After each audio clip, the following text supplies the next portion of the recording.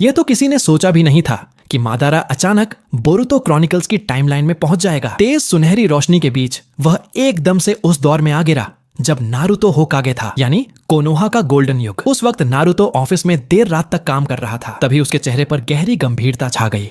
उसने और कुरामा ने एक साथ उस डरावनी और नापसंद आभा को महसूस किया। नारुतो चौंक पड़ा। यह तो नामुमकिन है। वह झट से पीछे की खिड़की खोलकर बाहर कूद गया। कोनोहा में उस समय चूनिन एग्जाम चल रही थी। अलग अलग गांवों के उम्मीदवार और कागे वहां इकट्ठा थे। बतौर होकागे नारुतो पर सभी की सुरक्षा की जिम्मेदारी थी। उधर मादारा, जो अभी अभी वहां पहुंचा था, गांव में दाखिल होना चाहता था, लेकिन उसके सेंगोकू आर्मर की वजह से कोनोहा के गार्ड्स ने उसे रोक लिया। उन्होंने उसकी जबरदस्त आभा महसूस की और घबराते हुए पूछा, क्या आप आयरन कंट्री के समुराई हैं? अगर 7वें होकागे ने नहीं बुलाया तो कृपया तुरंत वापस जाएं। मादारा ने ठंडी निगाहों से उन दोनों को देखा। कभी वह युद्ध भूमि का देवता माना जाता था। हाशिरामा से मतभेदों के कारण उसने गांव छोड़ा था, लेकिन उसे गए कुछ ही साल हुए थे। इतनी जल्दी? अब तो मामूली गार्ड भी मुझे पहचान नहीं पा रहे, उसने मन ही मन सोचा। और फिर ध्यान गया, 7वां होकागे। उसने ऊपर नजर उठाई तो दूर पर्वत पर 7 होकागे के चेहरे तराशे हुए थे। यह देखकर वह दंग रह गया। उसे पिछली लड़ाई याद आई, उस सफेद आदमी के साथ जिसके हाथ में लाल फिशिंग रॉड थी। वह ओत्सुत्सुकी उराशिकी था, जो समय में पीछे जाकर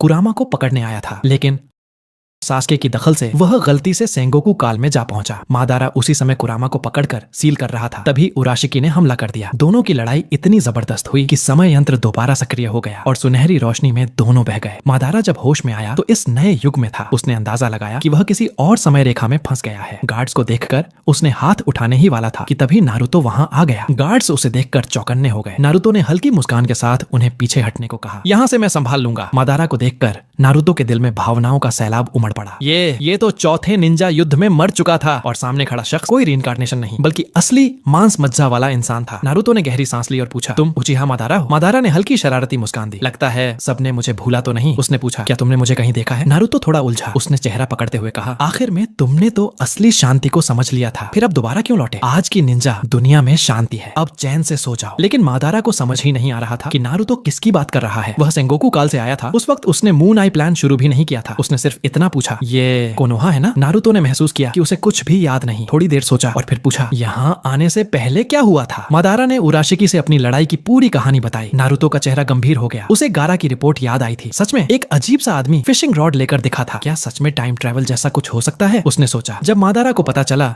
कि यह कोनोहा की 80वें वर्षगांठ है तो उसे यकीन हो गया वह सचमुच कोनोहा वर्ष 5 से यहाँ आ गया है। नारुतो की बातों से उसे अंदाजा हुआ कि इस समय रेखा में उसका भविष्य वाला स्वरूप अब जिंदा नहीं है। उसने नारुतो से पूछा, आखिर मैंने किया क्या था? नारुतो ने अपनी हैरानी छिपाते हुए धीरे धीरे बताया, सीधे कहूं तो तुम्हें मरे 30 साल हो चुके हैं। बाद में तुम वापस आए और फिर एक काले शख्स ने तुम्हारा दिल निकाल दिया। मादारा ने गौर किया। नारुतो की आंखों में न तो शारिंगन था न रिनेगन। उसके सामने एक बिल्कुल बदली हुई दुनिया थी।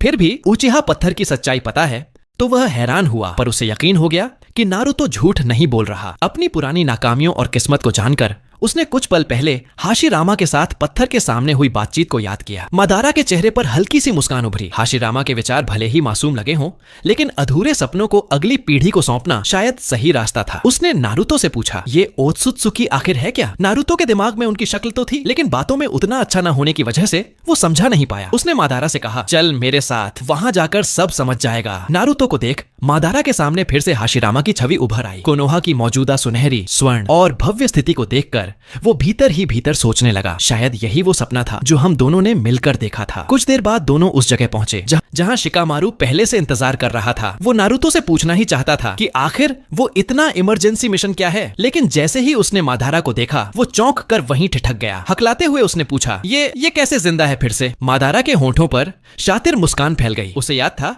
शिकामारू की चालाकी को उसने निंजा वॉर में खुद महसूस किया था। नारुतो ने इशारे में शिकामारू को शांत रहने को कहा। मादारा अब पहले वाला नहीं है और ना ही अब कोई खतरा है। शिकामारू ने अपनी नजर के कोने से मादारा को गौर से देखा। जब उसे यकीन हो गया कि मादारा लड़ने के मूड में नहीं है, तब जाकर उसने चैन की सांस ली। इसके बाद तीनों के बीच कई घंटे तक एक क्रॉस सेंचुरी बातचीत हुई। आखिर शिकामारू था। उसने मादारा के टाइम ट्रेवल की बात बहुत जल्दी स्वीकार कर ली। नारुतो और शिकामारू की मिलीजुली जानकारी से मादारा को अपने अतीत और आज के निंजा वर्ल्ड की पूरी सच्चाई पता चली। उसने हाथ सीने पर बांधते हुए ठंडे अंदाज में कहा, लगता है आज का निंजा वर्ल्ड उतना शांतिपूर्ण नहीं जितना दिखता है। वो जो ओत्सुत्सुकी कबीला है। शिकामारू ने सिर हिलाया। कुछ दिन पहले की रिपोर्ट आई थी। जब उसने कोनोहा के ग्रे स्पेस की जांच की तो दो ओत्सुत्सुकी ने उस पर हमला किया। मुझे लगता है वो दोनों बहुत जल्द निंजा वर्ल्ड में घुसपैठ करेंगे। ये सुनकर मादारा जोर से हंस पड़ा। जब उसने उस दैत्य कबीले के बारे में सोचा जिसने सालों तक उसे बेवकूफ बनाया और आखिर में उसका दिल निकाल लिया था, तो उसके अंदर गुस्से की आग भड़क उठी। अब आखिरकार उसे उस कबीले से आमने सामने लड़ने का मौका मिलने वाला था। खून का बदला खून से। नारुतो भी हल्की सी मुस्कान के साथ बोला, लगता है आगे के समय में मादारा अंकल से बहुत कुछ सीखने को मिलेगा। कंधे से कंधा मिलाकर एक लीजेंड के साथ लड़ना, इससे ज्यादा सेफ फीलिंग और क्या हो सकती है। मादारा को भी पता था कि अभी की उसकी ताकत काफी नहीं है। उसने खड़े होकर कहा, आज की बात यहीं खत्म करते हैं, फिलहाल मुझे और ताकत की जरूरत है। उसने नारुतो से कहा कि वो उसके रहने की जगह का इंतजाम करे और साथ ही उसे आज की सबसे छोटी उम्र के उचिहा बच्चे से भी मिलवाए। अपने पुराने हार को याद करते हुए मादारा ने इस बार हाशिरामा की तरह अपना सपना अगली पीढ़ी को सौंपने का फैसला किया। फिलहाल सबसे छोटा उचिहा था सारदा, जो इस वक्त चूनिन एग्जाम में हिस्सा ले रही थी। नारुतो उसे वहां ले जाना तो चाहता था, लेकिन उसे डर था कि अगर परीक्षा हॉल में मौजूद बाकी शिनोबीज ने मादारा को अचानक देख लिया तो आधे तो डर के मारे बेहोश ही हो जाएंगे। इस पर शिकामारू ने बड़ी सहजता से कहा, ऐसी बात है तो मादारा थोड़ा सा ट्रांसफॉर्मेशन जुत्सु ही क्यों नहीं कर लेता। मादारा ने नारुतो की तरफ तिरछी नजरों से देखा, मानो कह रहा हो, ऐसा आदमी होकागे कैसे बना। थोड़ी देर बाद तीनों चूनिन एग्जाम के एरिना पहुंच गए। मादारा ने नीचे नई पीढ़ी के शिनोबीज की लड़ाई देखी और भौहें सिकोड़ ली। ये सब क्या है, नारुतो ने झेंपते हुए समझाया। पिछले कई सालों से निंजा वर्ल्ड में शांति है, तो निंजा बनने की इच्छा और मिशन की संख्या दोनों ही घट गई हैं। इस वजह से नई पीढ़ी की कुल मिलाकर स्किल्स थोड़ी कमजोर हैं। तभी मादारा की नजर एक लाल कपड़े पहनी लड़की पर पड़ी जिसकी पीठ पर उचिहा का निशान था। उसने पूछा, क्या यही है उचिहा कबीले की अब की अकेली विरासत। जब नारुतो ने बताया कि वो सास्के की बेटी है, मादारा के होठों पर एक शातिर सी मुस्कान आ गई। अगले ही पल वो वहीं से गायब हो गया, जिससे नारुतो हड़बड़ा गया और बिना सोचे उसके पीछे दौड़ पड़ा। आसमान में मादारा की आवाज गूंजी, मैं जरा पास से उस लड़की को देखना चाहता हूँ। नारुतो ने सिर हिलाते हुए बड़बड़ाया, ये मादारा बाबा भी ना, अचानक यहाँ आने की क्या जरूरत थी। मादारा पास जाकर सारदा की हर चाल ढाल को गौर से देखने लगा। उसने आकलन किया कि उसकी टैलेंट मिड लेवल की है, लेकिन चालों से साफ लग रहा था कि सास्के ने ट्रेनिंग में खास ध्यान नहीं दिया। नारुतो ने झेंपते हुए कहा, सास्के ने अभी कुछ ही समय पहले पहली बार अपनी बेटी से मुलाकात की है। उसी वक्त एक दूर जंगल में जहां सास्के उराशिकी की जानकारी जुटा रहा था, अचानक उसे छींक आ गई। उसने कोनोहा की दिशा में देखा और मन ही मन कहा, काफी वक्त हो गया, अब वापस गांव लौटने का समय आ गया है। सिलेक्शन राउंड चलता रहा, लेकिन मादारा का दिल अब और देखने में नहीं लग रहा था। वो एक झटके में वहीं से गायब हो गया। सारदा ने जैसे उसकी मौजूदगी को महसूस किया, उसकी नजर उस दिशा में चली गई जहाँ कुछ पल पहले मादारा खड़ा था। कुछ देर बाद बोरुतो और उसके साथी भी परीक्षा पास कर गए और सब अपने अपने घर लौटने लगे। नारुतो ने अचानक रास्ते में सारदा को आवाज दी जब वो घर लौट रही थी। अपने आइडल सातवें होकागे को सामने देखकर उसकी आंखें चमक उठी, लेकिन तुरंत ही उसके चेहरे पर हैरानी छा गई। सातवें होकागे यहाँ कैसे? तभी नारुतो के पीछे से एक साधारण आदमी बाहर आया। असल में वो मादारा था, जिसने ट्रांसफॉर्मेशन जुत्सु से अपना रूप बदला हुआ था। नारुतो ने उसे चेतावनी दी, आगे जो देखने वाली हो उसके लिए ज्यादा शौक मत लेना। जैसे ही मादारा का रूपांतरण समाप्त हुआ, उसकी शानदार और दबदबे भरी शख्सियत सारदा के सामने प्रकट हो गई। वो हैरान होकर कुछ पूछने ही वाली थी कि उसने मादारा की आंखों में शारिंगन देखा और उससे निकलती डरावनी आभा ने उसे लगभग जमीन पर गिरा ही दिया। कांपते हुए उसने पूछा, आप कौन हैं? आपके पास शारिंगन कैसे है? नारुतो ने पीछे सिर खुजाते हुए मुस्कुराकर कहा, सिंपल सा जवाब है, तुम्हें इन्हें बुजुर्ग कहकर संबोधित करना चाहिए। ये हैं उचिहा कबीले के संस्थापक उचिहा मादारा। इस खुलासे के साथ सारदा की भावनाएं इतनी प्रबल हो गईं कि उसकी आंखें अनजाने में सिंगल टोमोए शारिंगन में बदल गईं। वो सदमे में बोली, लेकिन इतिहास की किताबों में तो लिखा है कि उचिहा मादारा बहुत पहले मर चुके हैं। मादारा ने शांत चेहरा बनाए रखा, लेकिन उसकी नजर सारदा की शारिंगन पर पड़ी तो उसके होठों पर हल्की सी मुस्कान आ गई। काबिलियत बुरी नहीं है, अगर कुछ साल पहले पैदा होती तो ओबिटो से भी बेहतर उम्मीदवार होती। उसने बिना कोई भूमिका बांधे सीधे कहा, मैं यहाँ सिर्फ एक ही मकसद से आया हूँ, तुमसे पूछने कि क्या तुम मेरी शिष्या बनना चाहोगी। ये सुनते ही सारदा और नारुतो दोनों एक साथ हैरान रह गए। भला पहली मुलाकात में कोई सीधे गुरु शिष्य का रिश्ता पूछता है क्या? सारदा को लगा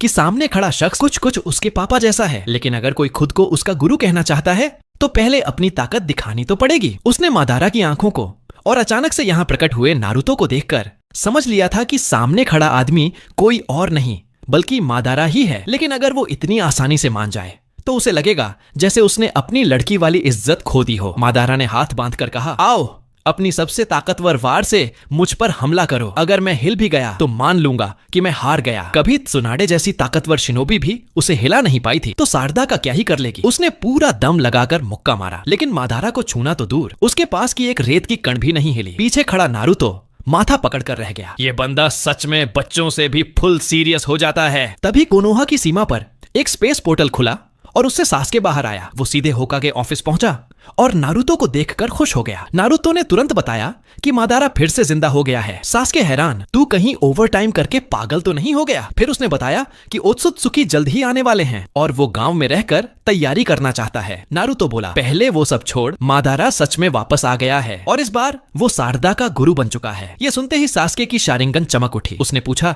कि मादारा कहाँ है और तुरंत निकल पड़ा। नारुतो ने तुरंत सासुके को रोका और बोला, अभी गुस्सा करने का वक्त नहीं है। आज का मादारा पहले जैसा नहीं है। इस बार वह हमारी टीम का अहम साथी है ओत्सुत्सुकी को हराने के लिए। सासुके भी समझ रहा था कि इस वक्त निंजा आपस में लड़ने का नहीं, लेकिन अब जब मादारा उसकी ट्रेनिंग ले रहा है, सासुके को खुद पक्का करना था कि वह किसी खतरे में नहीं है। नारुतो कुछ नहीं बोला, बस दूर जाते हुए सासुके को देखता रहा। तभी शिकामारु आया और पूछा, उसे अकेले जाने देना ठीक रहेगा ना? कोई गड़बड़ तो नहीं होगी? नारुतो हल्का मुस्कुराया, मुझे सासुके पर भरोसा है, वो संभाल लेगा। इधर मादारा लीफ विलेज के बाहर एक ऊंची चट्टान पर बैठा आराम कर रहा था। दिमाग में पिछली लड़ाई की यादें घूम रही। उसे साफ याद था कि उस कछुए की सुनहरी रोशनी में घिरने से ठीक पहले उसने एक और सफेद साया देखा था। वो लोग आखिर हैं कौन? उसने खुद से सोचा। अब वक्त आ गया है अगला कदम सोचने का। अचानक एक कुनाई उसकी तरफ फेंकी गई। उसने बिना सिर उठाए उसे पकड़ लिया। उसके होंठों पर हल्की सी हंसी आई। आखिरकार जिसे आना चाहिए था वो आ ही गया। हवा में सास्के की धमाकेदार एंट्री हुई। पुराने जमाने का अवशेष, सच में तू ही है। दोनों के बीच जबरदस्त ताइजुत्सु फाइट शुरू हुई। आखिर में सास्के ने बांशो टेनिन से मादारा को खींचकर अपनी चक्र तलवार पर अमातेरस लगा दिया। तलवार ने मादारा के शरीर को आर पार कर दिया, लेकिन वो असली मादारा नहीं था, एक वुड क्लोन। मादारा हंसते हुए बोला, तेरी स्पीड पहले से और तेज हो गई है। फिर थोड़ा गंभीर होकर, तू अभी भी 16 साल पुरानी बात का हिसाब करने आया है या फिर ये सारदा की वजह से? सास्के बोला, अब वो बातें मायने नहीं रखती। मुझे पता है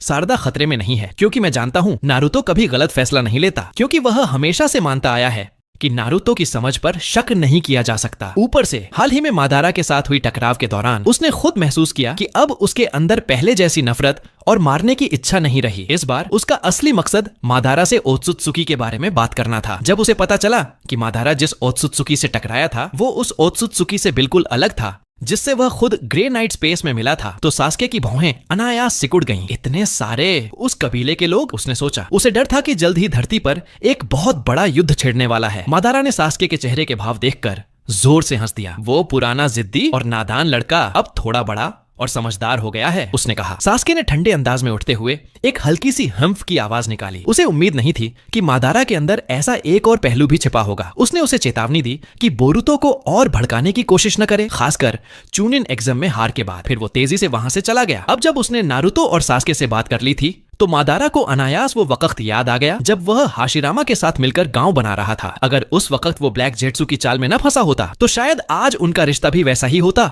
जैसा अब है। लेकिन जैसे ही तोबिरामा की मौजूदगी याद आई उसने सिर हिला दिया। अब वक्त आ गया है अपनी ताकत बढ़ाने का, उसने सोचा। पुराने व्हाइट जेट्सू के इकट्ठा किए इंटेलिजेंस के मुताबिक एक शख्स है जिसका नाम है ओरोचिमारू, जिसने हाशिरामा के सेल्स पर सबसे गहराई से रिसर्च की है। मादारा ने नारुतो की मदद से उसे ढूंढ निकाला। जब ओरोचिमारू को सारी बात पता चली तो वह बेहद उत्साहित हुआ। मैंने कभी नहीं सोचा था कि अपनी जिंदगी में मुझे इतने बड़े इंसान से मिलने का मौका मिलेगा, उसने कहा। मादारा ने सीधे मुद्दे पर आते हुए कहा, रिनेगन को लेकर तुमने शिनरा टेंसी देखा है तो तुम्हें सब समझ में होगा। ओरोचिमारू ने सिर हिलाया। बिल्कुल, जब इंद्रा और असुरा की चक्रा एक हो जाती है तभी रिनेगन खुलने की संभावना होती है। लेकिन मादारा की दिक्कत कुछ और थी। आंख कब खुलेगी इसका कोई निश्चित समय नहीं था। पहले जब उसने हाशिरामा के सेल्स अपने अंदर लगाए थे तब उसे रिनेगन तभी मिला जब वो मौत के करीब था, लेकिन अब उसके पास इंतजार करने का समय नहीं था। इस पर ओरोचिमारू ने अपनी एक थ्योरी बताई। सास्के ने भी रिनेगन तभी खोला जब वो मरने के कगार पर था, और तुमने भी वैसा ही अनुभव किया। शायद मौत के करीब होना ही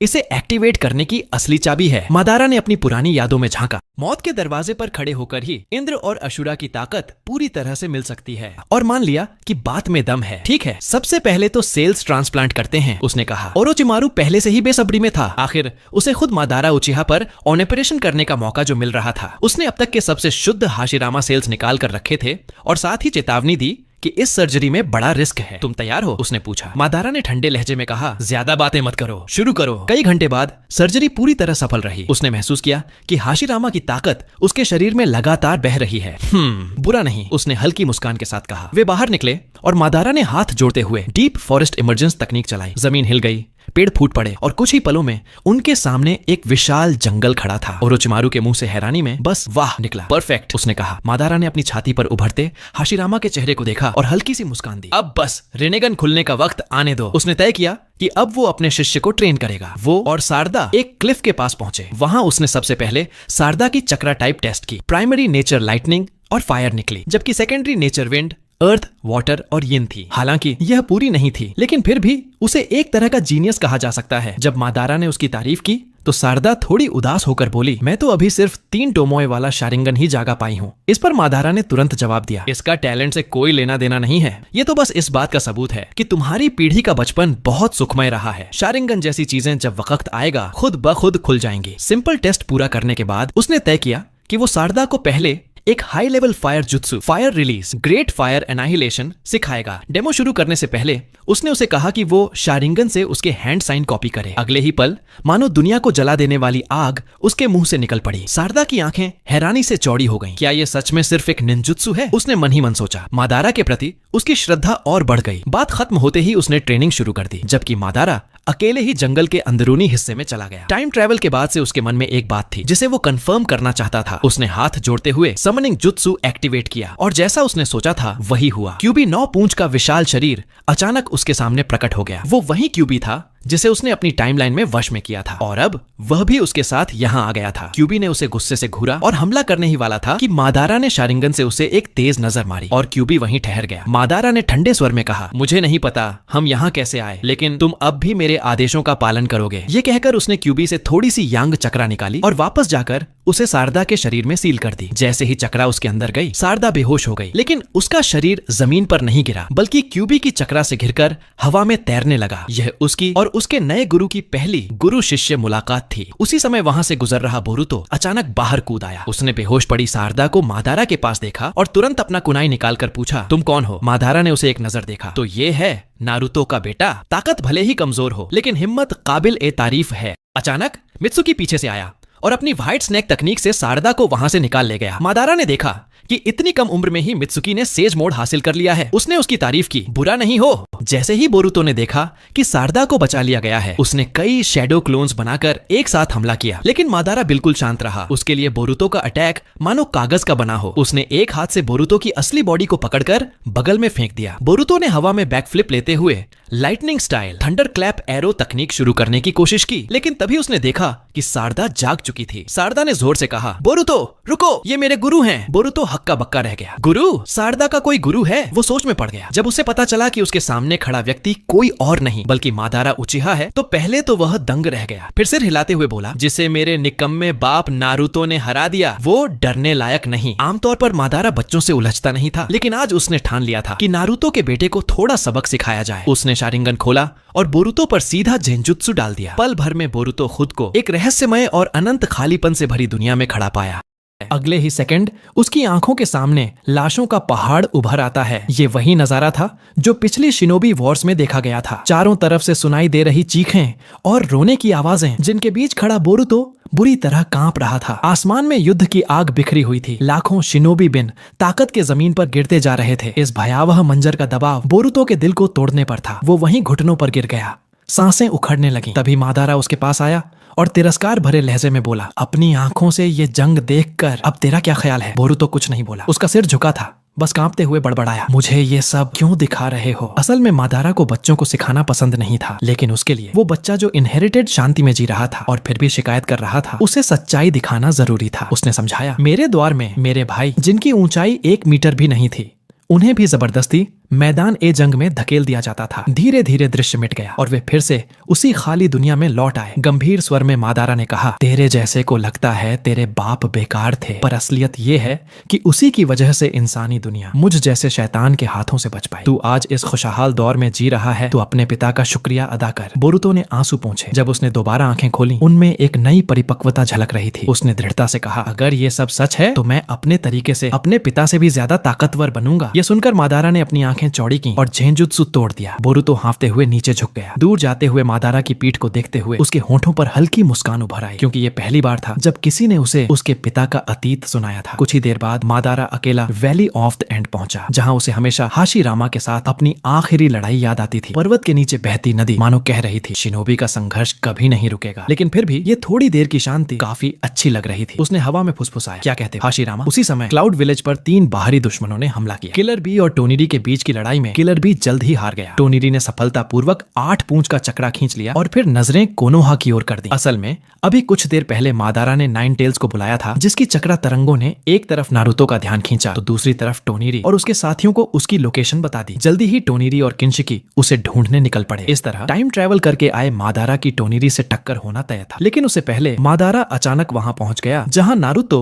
और बाकी 4 कागे मीटिंग कर रहे थे। जैसे ही सबने मादारा का चेहरा देखा, सारे कांप उठे। नारुतो के समझाने से पहले ही कागे ने मिलकर तुरंत उस पर दूर से जुत्सु छोड़ दिया। पल भर में आग और धमाकों से जगह भर गई। लेकिन जैसे ही धुआं साफ हुआ, सबने देखा कि मादारा आराम से खड़ा है। उसकी सुसानो सक्रिय थी। नारुतो ने मजबूरी में सबको शांत किया और समझाया कि वो यहाँ क्यों आया है। मादारा ने इधर उधर देखा और व्यंग्य से कहा, आजकल तो हर कोई कागे बन जाता है क्या? और जोड़ा, अगर नारुतो का शैडो क्लोन मुझे बार बार न बुलाता तो मैं यहाँ आता ही नहीं। असल में नारुतो ने उसे इसलिए बुलाया था क्योंकि गारा ने रास्ते में एक सफेद नकाब वाले अजीब इंसान को देखा था। उसके पूरे वर्णन के बाद मादारा तुरंत समझ गया वो वही है, ओत्सुत्सुकी टोनिरी, जिससे उसने पहले भी लड़ाई लड़ी थी। मूर्खों जैसा है, लेकिन उसकी ताकत को हल्के में नहीं ले सकते। ये सुनते ही सब दंग रह गए कि ओत्सुत्सुकी फिर से मानव दुनिया में आ चुका है। नारुतो ने तुरंत जोड़ा, कल ही मैंने अचानक किलर बी से जुड़ा अपना लिंक खो दिया। शायद उस पर उसी कबीले ने हमला किया है और अब उनका अगला टारगेट यहाँ आकर 9 टेल्स को पकड़ना होगा। सबको तैयार रहने का आदेश दिया गया। अगली सुबह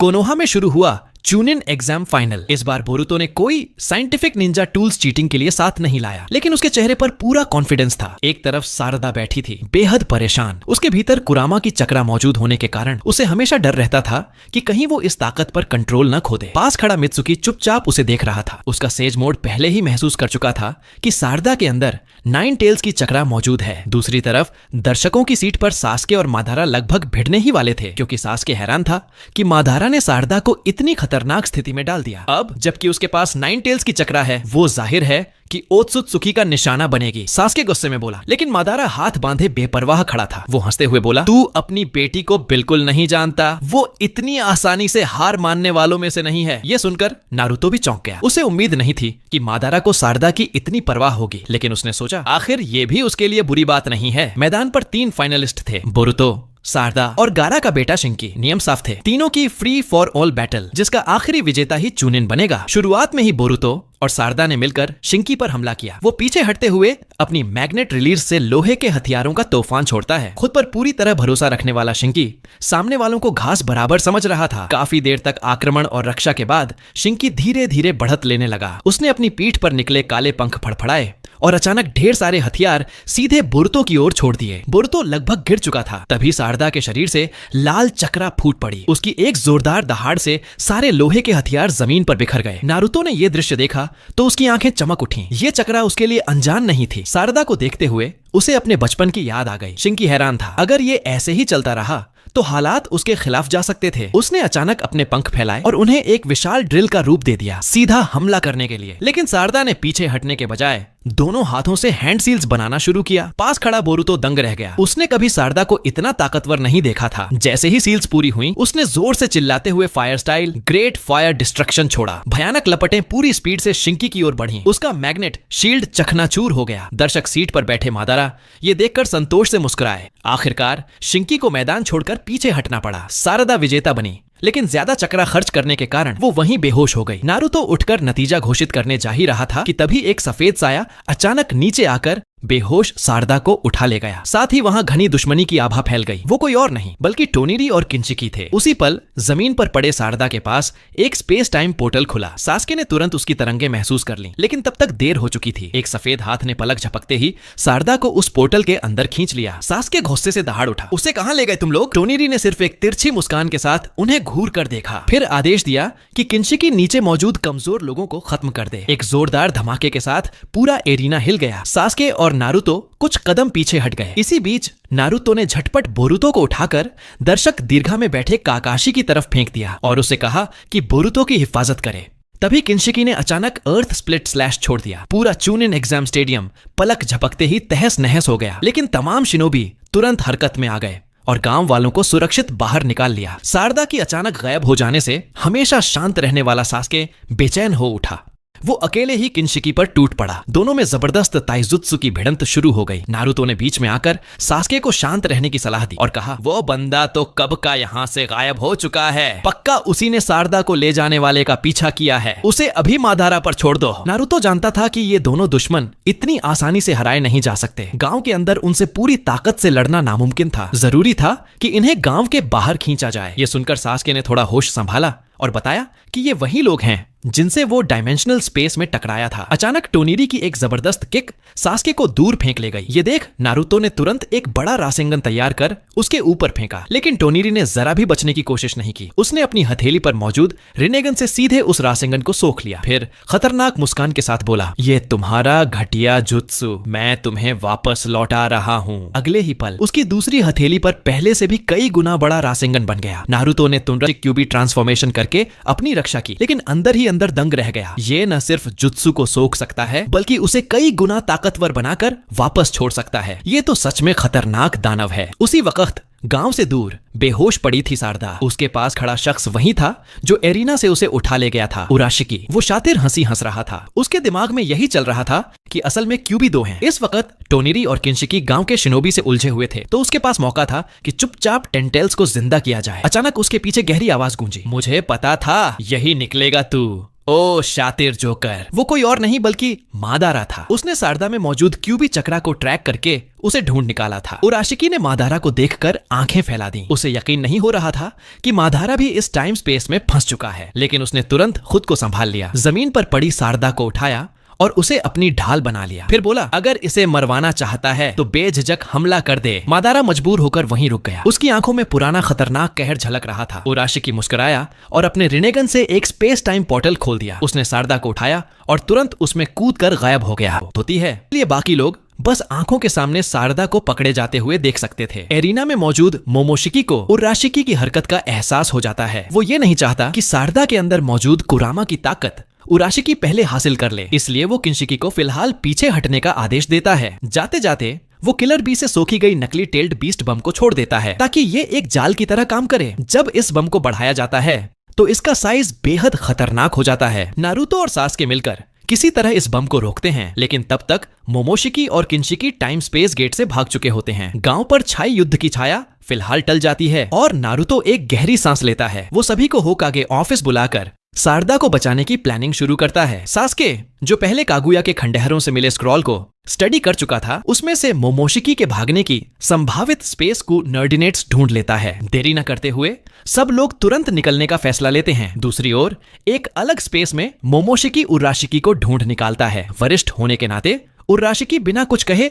सारदा को मोमोशिकी के हवाले कर देता है। सारदा के शरीर में मौजूद कुरामा चक्र को महसूस करते ही मोमोशिकी के चेहरे पर लालच साफ झलकने लगता है। वो फैसला करता है कि पहले कुरामा का पूरा चक्र खींच ले। वो सारदा को गॉड ट्री पर बांधकर उसका चक्र सोखना शुरू करता है, लेकिन अचानक एक अदृश्य चक्र बैरियर उसकी एब्जॉर्प्शन को रोक देती है। ये वही सीलिंग टेक्निक थी जो मादारा ने सारदा पर लगाई थी। गुस्से में मोमोशिकी फोर्स के साथ सील तोड़ने की कोशिश करता है। दूर कोनोहा में बैठे मादारा को तुरंत इसका एहसास हो जाता है और वो सास्के को तेजी से आगे बढ़ने का आदेश देता है। सारदा की सील में हल्की दरारें आने लगती हैं। मादारा की आवाज शांत रहती है, लेकिन उसकी आंखों की ठंडक किसी की भी रूह जमा दे। सास्के तुरंत स्पेस टाइम पोर्टल खोलता है। निकले से पहले बोरुतो वहां आ जाता है और सभी से कहता है कि वो भी साथ चलेगा। नारुतो उसकी आंखों में साफ जज्बा देखता है और आखिरकार उसे साथ आने की इजाजत दे देता है। अचानक मोमोशिकी के ऊपर एक टाइम स्पेस रिफ्ट खुलता है और सास्के की टीम उससे बाहर निकलती है। सबकी शानदार टीम वर्क से वे जल्दी ही सारदा को पेड़ से आजाद कर लेते हैं। मोमोशिकी सास्के की रिनेगन में झांकता है और उसे कागुया की पावर महसूस होती है। इसी वक्त नारुतो ऊपर से हमला करता है। किंशिकी बीच में आकर मोमोशिकी को बचाने की कोशिश करता है, लेकिन नारुतो की स्पीड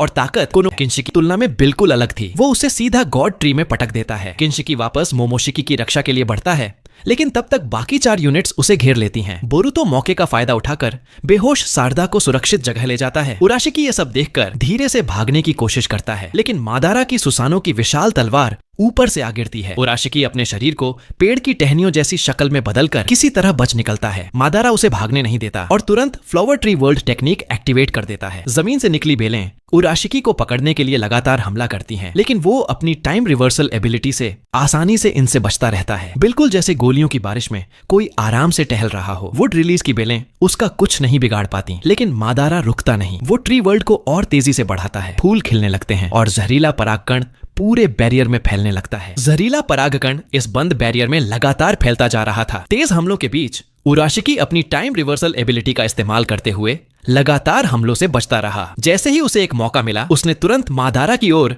टेनशुबा स्टार फोर्स से हमला किया। पत्थरों के साथ साथ लाल हुक भी उसकी ओर बढ़े, लेकिन उन सभी हुक्स को वुड रिलीज की बेलों ने बीच में ही रोक लिया। थोड़ी देर बाद उराशिकी अचानक घुटनों के बल जमीन पर गिर पड़ा और जोर से खून उगलने लगा। लगातार टाइम रिवर्स करने की वजह से उसके शरीर में जहरीले परागकण की मात्रा मादारा से कई गुना ज्यादा हो चुकी थी। मादारा की चाल सफल हो गई थी। उसके चेहरे पर हल्की सी विजयी मुस्कान थी। पिछली लड़ाई में उसने उराशिकी की ताकत का राज समझ लिया था। अचानक जमीन से मादारा की सुसानो की विशाल तलवार निकलती है और उराशिकी को आर पार कर देती है। असल में ये मादारा का वुड क्लोन था जिसने उसे बांध लिया, जबकि उसका असली शरीर फायर बैरियर को खोलते हुए नारुतो और मोमोशिकी की लड़ाई की तरफ बढ़ चुका था। इस वक्त मोमोशिकी नारुतो और सास्के की ओर अर्थ स्पीयर ड्रैगन अटैक छोड़ता है। कई मिट्टी और पत्थर के ड्रैगन एक साथ जमीन से फूटते हैं। सास्के आधे शरीर का सुसानो एक्टिवेट करके उन पर लगातार वार करता है, लेकिन मोमोशिकी की बेरोक टोक अटैकिंग स्पीड के सामने डिफेंस धीरे धीरे कमजोर पड़ने लगता है। इसी बीच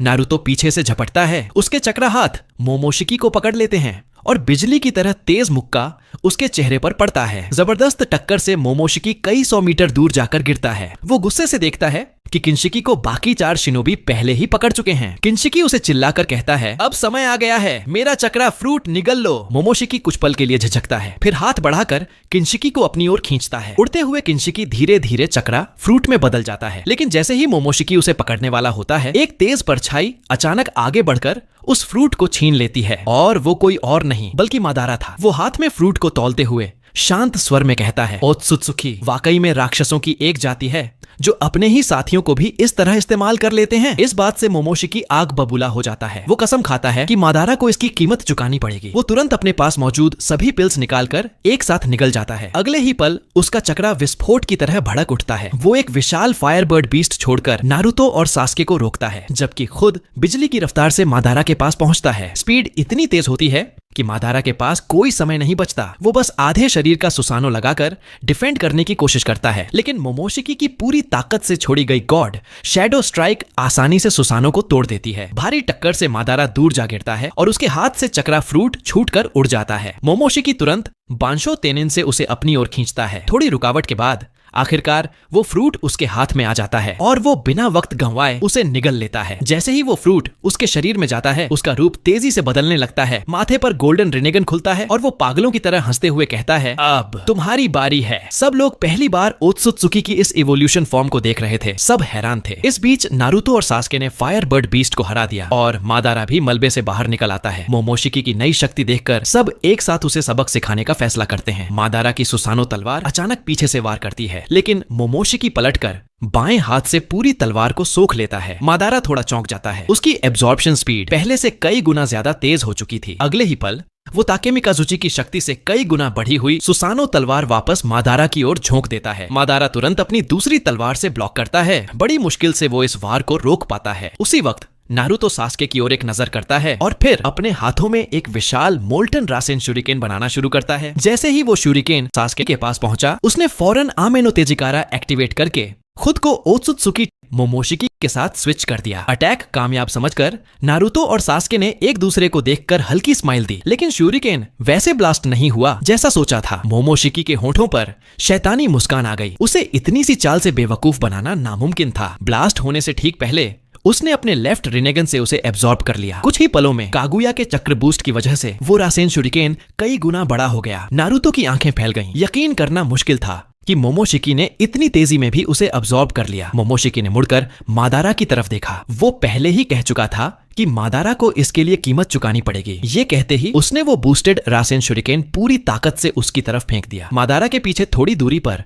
बोरुतो और शिकामारू खड़े थे। उसकी स्पीड से वो शूरिकेन को आसानी से डॉज कर सकता था, लेकिन अगर वो हटता तो शूरिकेन सीधा पीछे खड़े दोनों को काट देता। मोमोशिकी ने अपने ब्याकुगन से पहले ही ये सब देख लिया था। वो मखौल उड़ाते हुए बोला, ओ सामने वाले फैशन किंग साहब, बच सकते हो तो बच जाओ। मादारा ने बिना सोचे सुसानो एक्टिवेट किया और सीधा सामने से टक्कर लेने की सोची, लेकिन लावा स्टाइल की हीट और विंड स्टाइल की कटिंग फोर्स के सामने सुसानो सेकंडों में पिघलने लगा। आखिरी पल में अचानक मादारा की आंखों में 3 रिंग्स उभर आए। ये था रिनेगन 6 पाथ्स की असली निशानी। जोरदार शिनरा टेंसाई के साथ उसने शूरिकेन को दूर फेंक दिया। अपनी आंखों को छूते हुए वो मुस्कुराया, अब मजा आएगा। अचानक एक अदृश्य अटैक ने मोमोशिकी को उछालकर फेंक दिया। ये था Rinnegan ability limbo border jail. उसके संभलने से पहले ही मादारा और उसका लिम्बो क्लोन दोनों ने सुसानो ब्लेड्स के साथ घेराबंदी कर दी। उन्होंने एक साथ तलवारें चलाईं, लेकिन मोमोशिकी ने स्विफ्ट रिलीज का इस्तेमाल करते हुए ब्लेड्स के बीच से फटाफट निकल गया। मादारा हैरान रह गया, इतनी डेंस अटैक भी उसे छू तक नहीं पाई। मोमोशिकी हंसते हुए बोला, मेरी आंखों के सामने कोई भी अटैक बेअसर है। फिर उसने हाथ उठाकर फैंग 4 सोर्ड फॉर्मेशन एक्टिवेट किया। सैकड़ों ड्रैगन हेड वाले स्नेक मॉन्स्टर्स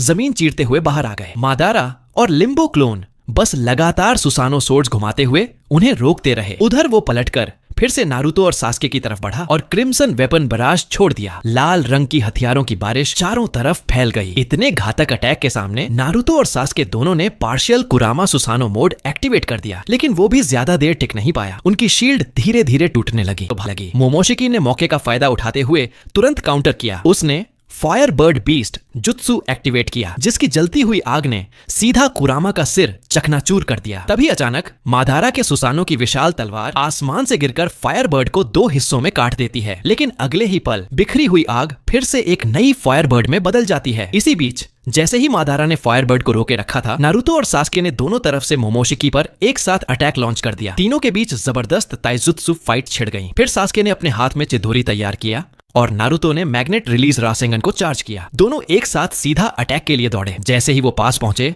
सास्के ने आमेनो तेजिकारा से हवा और मोमोशिकी की पोजीशन आपस में बदल दी, लेकिन अटैक लगने से ठीक पहले मोमोशिकी ने सटीक मूवमेंट से दोनों के हाथों को पकड़ लिया। वो तिरस्कार भरी हंसी के साथ बोला, कितनी भी बार कोशिश कर लो, मैं इन घटिया ट्रिक्स में फंसने वाला नहीं हूँ। इतना कहकर उसने घूमते हुए नारुतो और सास्के को अलग अलग दिशाओं में जोर से फेंक दिया, लेकिन तभी जमीन से कई चक्रा चेन निकल आई, जिन्हें नारुतो और सास्के ने दोनों सिरों से कसकर पकड़ लिया और मोमोशिकी को पूरी तरह जकड़ दिया। यही थी उनकी असली रणनीति। नारुतो चिल्लाया, मादारा अब। मादारा पहले से ही तैयार था। उसने कुरामा को सुसानो आर्मर में लपेट रखा था और उसके मुंह में एक विशाल टेल्ड बीस्ट बम बन रही थी। फिर उसने अपनी सुसानो तलवार को उस बम में रखकर पूरी ताकत से मोमोशिकी की ओर दौड़ लगाई। मोमोशिकी बेतहाशा छटपटाने लगा और आखिरकार उसने जंजीरों को तोड़ दिया। उसने अपना बायां हाथ उठाया ताकि आती हुई बम की ऊर्जा को सोख सके, लेकिन उसी पल सास्के ने फिर से अमेनो तेजिकारा से हवा और मोमोशिकी की जगह बदल दी और एक कुनाई से उसके हाथ के रिनेगन को आर पार कर दिया। मोमोशिकी के हैरान होते ही मादारा का आर्मर्ड कुरामा उसके सामने आ गया। घबराहट में उसने अपने हाथ में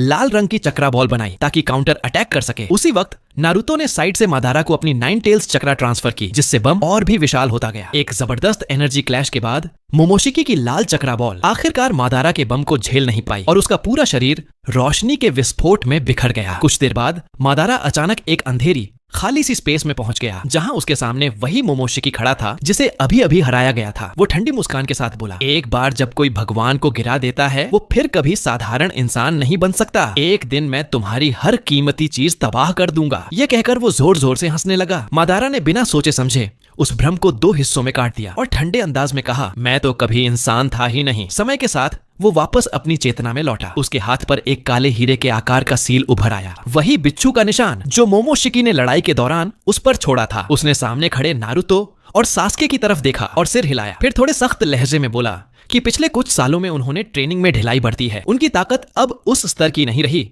जैसी 16 साल पहले निंजा वॉर के समय थी। नारुतो झेंपते हुए सिर खुजाने लगा। उसे मादारा की बात का कोई जवाब नहीं सूझा, लेकिन उसके भीतर पुराने दिनों जैसा जोश फिर से जाग उठा था। अब दोबारा गंभीरता से ट्रेनिंग शुरू करने का वक्त आ गया था। हाथ पर बने निशान को देखते हुए मादारा ने एक गहरी सांस ली। उसे एहसास हुआ कि चाहे कोई भी युग हो, संघर्ष कभी खत्म नहीं होता। लड़ाई की वजह से उसके द्वारा बनाए गए वो लकड़ी के वुड क्लोन, जिनसे उसने ओत्सुत्सुकी वंश के एक सदस्य को कैद कर रखा था, अब खत्म हो चुके थे। इसका फायदा उठाकर वह दुश्मन भाग निकला। हालांकि उसकी लोकेशन अब नहीं मिल पा रही थी, लेकिन मादारा को भरोसा था कि वह कुछ समय तक दोबारा हरकत में नहीं आएगा। मोमोशिकी की घटना फिलहाल के लिए खत्म हो चुकी थी। सभी योद्धा साथ मिलकर कोनोहा लौट आए। इस लड़ाई के बाद मादारा पर बाकी सभी गांवों के चारों कांगे का भरोसा पूरी तरह जम गया था। नारुतो से विदा लेकर बाकी कागे अपने अपने गांव लौट गए। रात गहराते समय मादारा अकेला अपने कमरे में बिस्तर पर लेटा हाथ पर बने निशान को घूरते हुए गहरी सोच में डूब गया। उसे समझ नहीं आ रहा था कि यह निशान असल में है क्या और मोमोशिकी के आखिरी शब्दों का क्या मतलब था। थोड़ी देर बाद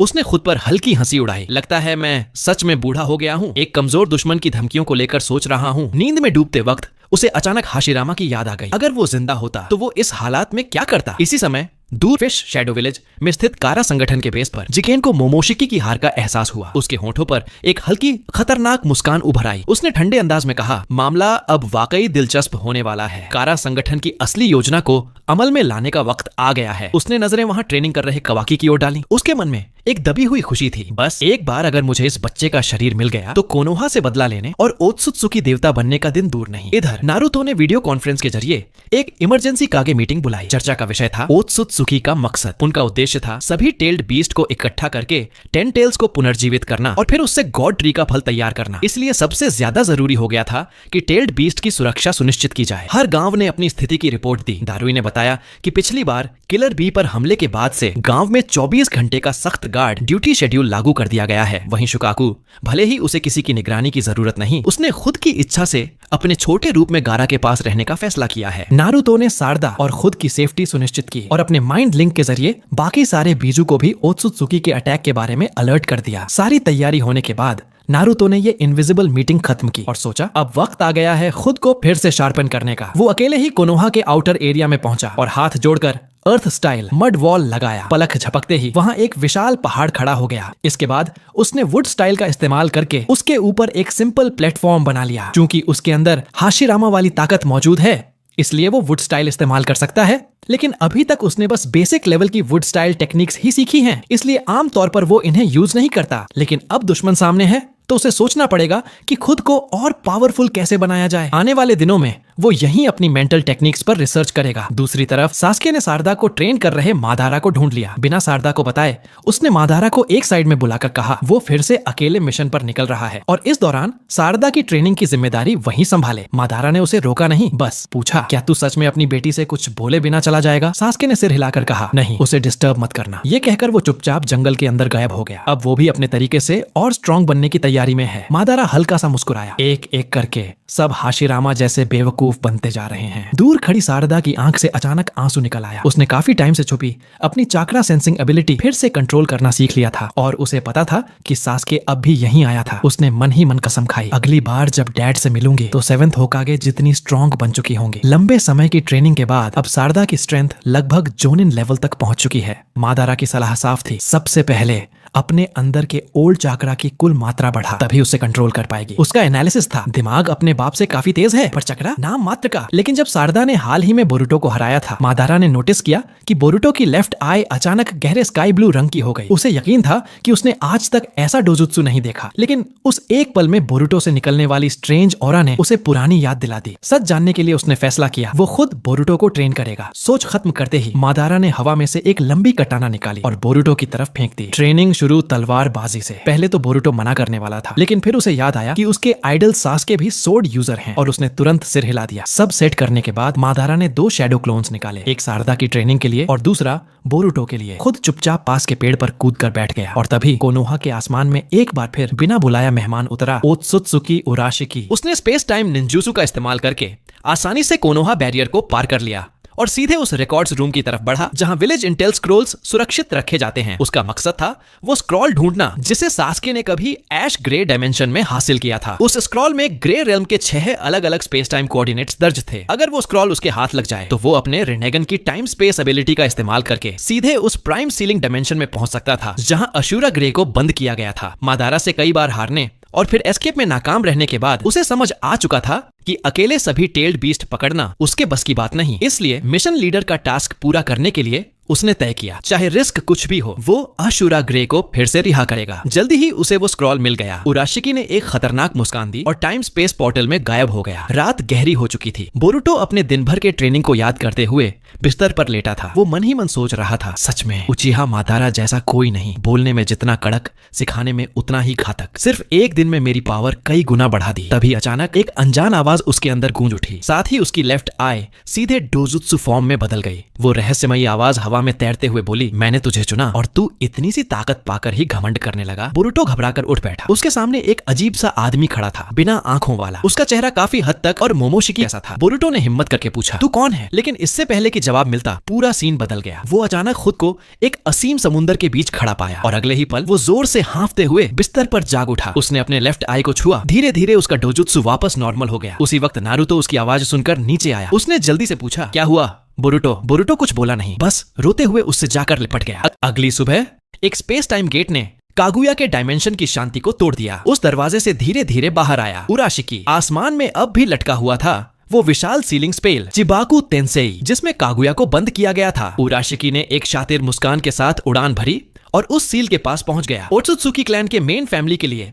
ऐसी सील को तोड़ना कोई बड़ी बात नहीं थी। उसने दोनों हाथ स्टार लाइक स्ट्रक्चर पर रखे और रिलीज सील टेक्निक एक्टिवेट कर दी। कुछ ही पलों में चिबाकू तेंसेई टूटने लगा और अंदर से कागुया की आकृति आजाद होकर नीचे गिर पड़ी। उसी के साथ एक काली चिपचिपी सी परछाई भी बाहर निकली। वो था ब्लैक जेत्सु, जो उसके साथ ही सील हुआ था। ब्लैक जेत्सु यकीन नहीं कर पा रहा था कि वो और उसकी माँ फिर से आजाद हो गए हैं। जैसे ही उसने उराशिकी को देखा, वो तुरंत कागुया की बाहों में जाकर छिप गया। कागुया ने ब्याकुगन एक्टिवेट किया और गहराई से उराशिकी को देखा, फिर ठंडी आवाज में बोली, तो ये तुम हो? उसने तुरंत बैटल स्टैंस ले ली। उराशिकी ने मुस्कुराते हुए कहा, शांत रहो, मैं तुम्हें पकड़ने नहीं आया, बल्कि एक डील की बात करने आया हूँ। कागुया शुरू में उसे ठुकराना चाहती थी, लेकिन बाह में छिपे ब्लैक जेत्सु ने कहा, रुको। भले ही कागुया सील से मुक्त हो गई थी, पर टेल्ड बीस्ट्स की शक्ति खो देने के बाद उसकी ताकत अब पहले जैसी नहीं रही। ब्लैक जेत्सु ने सलाह दी कि पहले उसकी बात सुन लो, और फिर उराशिकी ने उसे निंजा वर्ल्ड की मौजूदा स्थिति समझाई। ये सुनकर ब्लैक जेत्सु के चेहरे पर हल्की मुस्कान आई, क्योंकि अब ज्यादातर टेल्ड बीस्ट्स बिना किसी जिंचुरिकी के थे। मतलब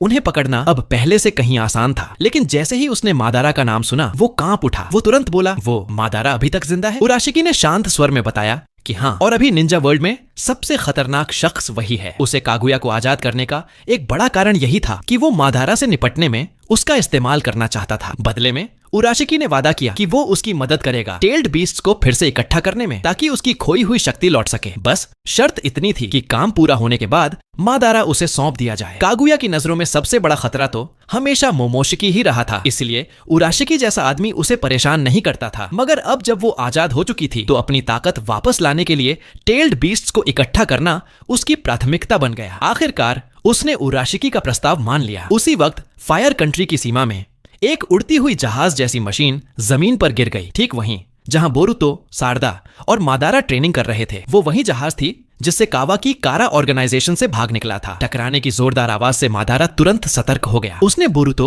और सारदा को ट्रेनिंग रोकने को कहा और तीनों उस दिशा में निकल पड़े। मगर जब उन्होंने जहाज खोली, वो पूरी तरह खाली थी। मादारा को अजीब सी बेचैनी महसूस हुई। उसे एक कोने में एक स्क्रोल दिखाई दिया, जिस पर कॉन्शियसनेस डिमेंशन के कोऑर्डिनेट्स बने थे। उसके चेहरे पर हल्की मुस्कान आई। उसने स्क्रोल जेब में रख लिया और बोला, तैयार हो जाओ, हम गिर चुके हैं। अगले ही पल सैकड़ों पपेट्स उन पर टूट पड़े। बोरुतो और बाकी तुरंत भिड़ गए, लेकिन जल्दी ही उन्हें एहसास हुआ कि उनके सामने जो दुश्मन थे, वो सब साइंटिफिक निंजा टूल से बने कठपुतली सैनिक थे, जिनमें निंजुत्सु को एब्जॉर्ब करने की क्षमता थी। अचानक उन कठपुतलियों ने एक साथ फायर शील्ड लॉन्च किया। बोरुतो और सारदा को मजबूरन पीछे हटना पड़ा, लेकिन मादारा वहीं खड़ा रहा, बिल्कुल शांत और बेपरवाह। वो हल्के व्यंग्य में बोला, अब तो ये दौर आ गया है कि हर चीज निंजुत्सु को सोख लेती है। उसने तुरंत हैंड साइंस बनाए और चलाया। Great fire annihilation. एक विशाल आग का समंदर उफन पड़ा और सीधा कठपुतली सेना की तरफ बढ़ा। पास खड़ी सारदा हैरानी से बोली, ये तो अविश्वसनीय ताकत है। कठपुतलियों का फायर शील्ड पलक झपकते ही मादारा की आग में समा गया। वो इतनी प्रचंड थी कि कोई भी पपेट उसे अब्सॉर्ब करने का मौका ही नहीं पा सका और सारे ओवरहीट होकर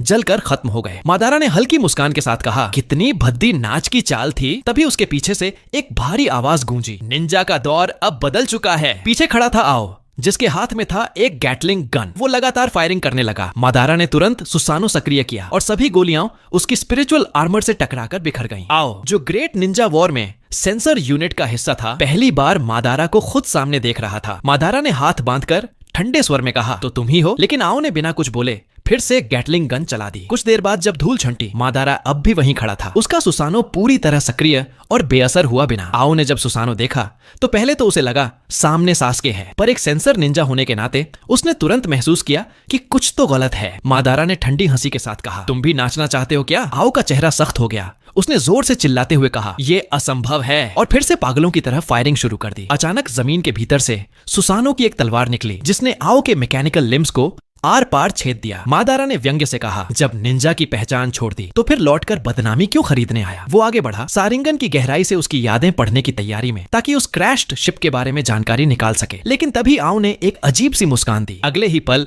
दर्जनों ड्रोन लाइक वार्निंग यूनिट्स आसमान में उड़े और बोरुतो की टीम पर हमला बोल दिया। पूरा दृश्य मानो स्टार वॉर्स की तरह चमक उठा। हर दिशा में लेजर बीम्स और एक्सप्लोजन्स की बौछार। आओ चिल्लाया, अब मैं एक नया मानव हूँ, नई शक्ति के साथ। निंजा जैसे पुराने ख्याल अब मेरे लिए बेकार हैं। मगर उसकी ये शेखी मादारा और उसकी टीम के सामने बस मजाक बन गई। सारदा उछलकर हवा में पहुंची। उसने अपने कुनाई में लाइटनिंग स्टाइल का चार्ज भरा और सटीक निशाने से सभी ड्रोन्स गिरा दिए। तभी आओ का शरीर हवा में उछलकर दूर जा गिरा। उसे सीधे मारा था बोरुतो के इनविजिबल रासेंगन ने। बोरुतो उसके पास पहुंचा और ठंडे स्वर में बोला, अब जब तुम खुद निंजा भी नहीं रहे तो हमें हराना तुम्हारे बस की बात नहीं। मादारा ने अंदाजा लगाया कि आओ की एंट्री जरूर उस गिरी हुई शिप से जुड़ी हुई है। उसने बोरुतो से कहा, इससे कोनोहा ले चलो, पूछताछ वहीं होगी। लेकिन तभी जमीन से एक कीड़ा जैसा प्राणी निकला जिसने आओ को निगल लिया और एक झटके में गायब हो गया। मादारा कुछ पल के लिए रुका, फिर मुस्कुराया, मेरी आंखों के सामने से किसी को उठा ले गए। लगता है दूसरी तरफ भी कोई ताकतवर मौजूद है। दूर खड़ा काशिन कोजी ये सब देखकर हैरान रह गया। वो सोच रहा था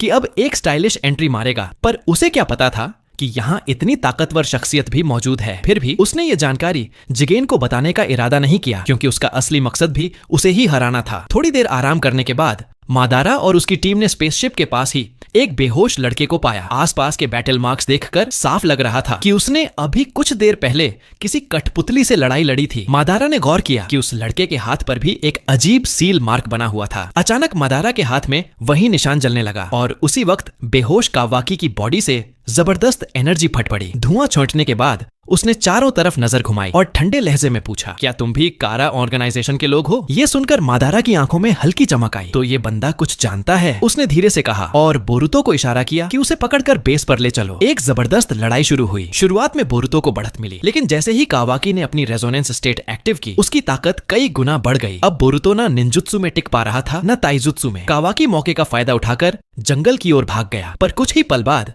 मादारा उसकी आंखों के सामने आ खड़ा हुआ। कावाकी को यकीन ही नहीं हुआ। वो पूरी स्पीड में भाग रहा था, फिर भी ये आदमी उसके सामने कैसे पहुंच गया? गुस्से में उसने चिल्लाकर कहा, दूर हटो, और अपने हाथ के साइबरनेटिक हथियार से हमला कर दिया। जबरदस्त धमाका हुआ, पर धुआं छोड़ते ही मादारा को देखा गया। वो अपने सुसानो की सुरक्षा में बिल्कुल सही सलामत खड़ा था। सुसानो की ताकत देखकर कावाकी दंग रह गया। उसे लगा जैसे ये आदमी जिगेन से भी ज्यादा ताकतवर है। वो जान गया कि अब इससे भागना नामुमकिन है। मादारा ने देखा कि सामने वाला लड़ने का इरादा छोड़ चुका है, तो उसने सुसानो हटा दिया और कावाकी को साथ लेकर कोनोहा की तरफ चल पड़ा। दूर से ये सब देख रहा काशिन कोजी ठंडी पसीने में भीग गया। कोनोहा के निंजा, उसने बुदबुदाया। उसे समझ नहीं आ रहा था क्यों, पर कोनोहा का नाम सुनते ही दिल में अजीब सी पहचान सी महसूस हुई। सब कुछ अब और दिलचस्प हो रहा था। मादारा जैसे ही कावाकी को लेकर कोनोहा पहुंचा, नारुतो ने तुरंत एक इमरजेंसी मीटिंग बुला ली। कावाकी से पूछताछ के दौरान पता चला कि निंजा वर्ल्ड में एक नया संगठन उभर चुका है, कारा ऑर्गेनाइजेशन, जिसका लीडर है जिगेन। लेकिन इन बातों में मादारा की दिलचस्पी कम थी। उसने सीधा पूछा, तेरे हाथ का ये निशान क्या है? कावाकी चुप रहा। वो अब भी इन लोगों पर पूरी तरह भरोसा नहीं कर पा रहा था। मादारा को नारुतो की धीमी प्रक्रिया पसंद नहीं आई। उसने उसकी बातों को अनसुना करते हुए सीधे अपनी रिनेगन शक्ति का इस्तेमाल किया और कावाकी की यादों में झांक लिया। कुछ ही सेकंड में मादारा को सब पता चल गया। कावाकी की असली पहचान, कारा ऑर्गेनाइजेशन के अंदरूनी सदस्य और जिगेन से जुड़ी तमाम जानकारियां। ये सब सुनकर कमरे में सन्नाटा छा गया। सबके चेहरे पर ठंडा पसीना झलकने लगा। मादारा ने अपनी सारिंगन के जरिए जो कुछ देखा था वो सब नारुतो को दिखाया। नारुतो हैरान रह गया और कावाकी की कहानी सुनकर उसे अपने बचपन के दिन याद आ गए। वो दर्द, वो अकेलापन जिसे अब ये लड़का झेल रहा था। उसे एहसास था कि कावाकी के गायब होने के बाद कारा ऑर्गेनाइजेशन जरूर कोई बड़ा कदम उठाएगा। मादारा ने नारुतो से कहा, बेहतर होगा कि तुम इस खतरनाक मोहरे को कोनोहा में मत रखो। लेकिन नारुतो ने जिद पकड़ ली। वो मेरे पास ही रहेगा, क्योंकि उसका राज इस पूरी जंग की चाबी है। मादारा ने ठंडी हंसी के साथ कहा, तुम भी बिल्कुल हाशिरामा की तरह मूर्ख हो। उसे पता था नारुतो की ये जिद असल में कावाकी को बचाने का बहाना है। नारुतो से अलग होकर मादारा कोनोहा की सीमा से बाहर निकला। उसने जहाज पर मिले एक स्क्रॉल को निकाला जिसमें एक स्पेस कू नर्डिनेट लिखा था, वही जगह जहां कभी सास्के ने ओत्सुत्सुकी जाति के रहस्यों का पता लगाया था। उसने स्पेस टाइम गेट खोला और वहां पहुंच गया। सामने एक ऊंचा प्लेटफॉर्म था, दीवारों पर अजीब हॉर्न जैसे टोटेम्स खुदे हुए थे। मादारा ने तुरंत समझ लिया, ये डिजाइन ओत्सुत्सुकी के सींगों से मेल खाते हैं। जैसे जैसे दीवार पर उकेरी गई आकृतियां चमकने लगीं, विभिन्न ओत्सुत्सुकी सदस्यों की परछाइयां उभर आईं। मादारा ने हर एक को ध्यान से देखा और जब उसकी नजर कागुया पर पड़ी तो वो कुछ देर तक उसे घूरता रहा। वो बुदबुदाया, यही है वो जिसने मेरी आधी जिंदगी की बाजी पलट दी थी। फिर उसने आगे बढ़कर एक और टोटेम को छुआ। अगले ही पल सामने जिगेन की आकृति उभरी। मादारा ने शांत स्वर में कहा, तो ये वही है असली जिगेन। उसने देखा कि दीवार पर 4 ओत्सुत्सुकी की मूर्तियां पूरी थीं, लेकिन आखिरी तो नष्ट हो चुकी थीं। वो सोच में पड़ गया, आखिर ये दो कौन थे? तभी दूर से एक दहाड़ सुनाई दी। मादारा तेजी से उधर बढ़ा और उसकी आंखें चौड़ी रह गईं। वहां एक टेल्ड बीस्ट बंधा हुआ था। अपनी अनुभवी शक्ति से उसने महसूस किया, ये असली नहीं बल्कि 10 टेल्स का क्लोन है, लेकिन इसकी चक्रा एनर्जी उस असली 10 टेल्स की तुलना में बेहद कमजोर थी। उसने सोचा शायद 10 पूंछों का असली रूप किसी विशेष अवस्था में ही विकसित होता है। अचानक उसके हाथ का निशान चमक उठा और तभी उसकी मानसिक दुनिया में मोमोशिकी की आत्मा प्रकट हुई। मादारा चौंक गया, पर मोमोशिकी मुस्कुराया। वाह युद्ध प्रिय बंदर, तेरा दिमाग अभी तक जंग नहीं खाया लगता। वो बोला, 10 पूंछों का असली विकास तभी होता है जब वो किसी ओत्सुत्सुकी को निगल लेता है और तब बनती है गॉड ट्री, जिससे जन्म लेता है चक्रा फ्रूट। फिर उसने व्यंग्य में कहा, ये जगह हमारे क्लैन की मध्य चौकी है जहां से हम दूसरे ग्रहों पर हमला करने से पहले रुकते थे। दीवार पर बने ये 3 टोटेम 3 महान ओत्सुत्सुकी का क्षेत्र दर्शाते हैं। इतना कहकर मोमोशिकी जोर से हंसने लगा। मुझे बेसब्री से इंतजार है उस दिन का जब तू किसी ओत्सुत्सुकी से भिड़ेगा और हार जाएगा, फिर मैं तेरे शरीर पर कब्जा कर लूंगा। मादारा ने ठंडे स्वर में जवाब दिया, कोशिश कर लेना। उसने 10 टेल्स को नियंत्रित करने की कोशिश की, लेकिन सफल नहीं हो पाया। फिलहाल उसने वहां से वापस लौटने का फैसला किया ताकि नारुतो से इस बारे में बात कर सके। इसी बीच कारा ऑर्गेनाइजेशन के बेस में जिगेन ने सभी इनर मेंबर्स को बुलाया। वो कावाकी के गायब होने पर गुस्से में भड़क उठा था। क्रैश हुई स्पेसशिप फायर कंट्री की सीमा में गिरी थी, इसलिए सबको यकीन था कावाकी को जरूर कोनोहा वाले उठा ले गए हैं। और इस तरह कोनोहा पर एक नई तूफानी जंग का साया मंडराने लगा। तो दोस्तों बस इतना ही था पार्ट 5 में। अगर वीडियो अच्छा लगा हो तो लाइक जरूर करना और 1K लाइक टारगेट पूरा होते ही 30 मिनट का स्पेशल वीडियो लेकर आ जाऊंगा। हाइप बनाए रखो भाई लोग। तब तक के लिए मिलते हैं अगले एपिसोड में। Bye bye.